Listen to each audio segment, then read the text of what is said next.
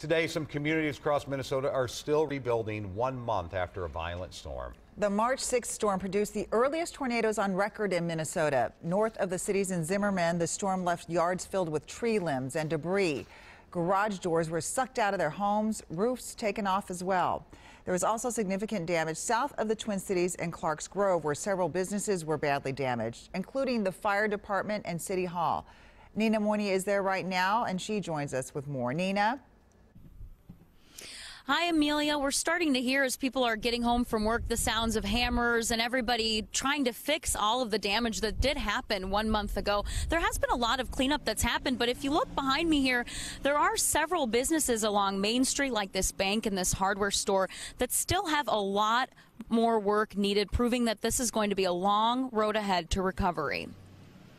Nobody expected it. Across this small town of some 700, signs of progress. A lot of trees down, 1 month ago, one of the earliest tornadoes in state history badly damaged homes, city buildings, and more than a dozen businesses in Clarks Grove. We all worked together.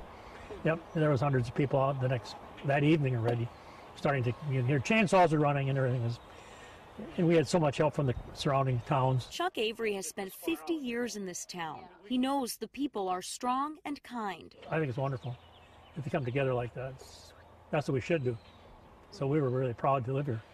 But there is only so much helpful neighbors can do. We can hopefully get some aid from the governor, from state aid from the governor, state disaster assistance, and maybe help us, help the town recover a little bit.